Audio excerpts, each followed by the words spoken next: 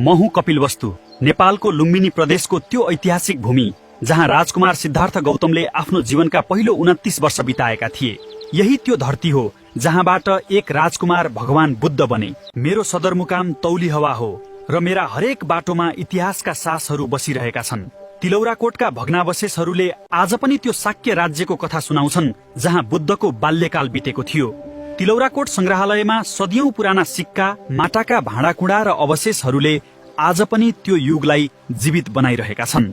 कुदान, त्यो पवित्र स्थान जहाँ ज्ञान प्राप्त गरेपछि बुद्ध पहिलो पटक आफ्ना पिता राजा शुद्धोधनसँग भेट्न आएका थिए। गोतीहवा र निग्लीहवा, जहाँ अशोक स्तम्भहरू आज पनि प्राचीन बुद्धहरूको सम्झना बोकेर उभिएका छन्। सगरहवाद शाक्यहरूको इतिहासको पीडा आफ्नो भित्र लुकाएर शान्त रूपमा बसेको छ।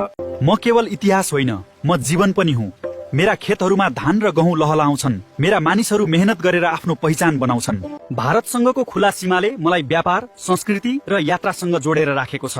जगदीशपुर तालको शान्ति, प्रवासी चराहरूको आवाज र लक्ष्मणघाट बाँधको प्राकृतिक सुन्दरता मेरो आत्मालाई अझ गहिरो बनाउँछ। 1738 वर्ग किलोमिटरमा फैलिएको म लाखौं मानिसहरूको घर हुँ। मेरो भित्र आस्था छ, पुरातत्व छ, प्रकृति छ र बुद्धका स्मृतिहरूको अमर प्रकाश छ। म केवल एउटा जिल्ला होइन, म मानव इतिहासको जीवित सम्पदा हुँ।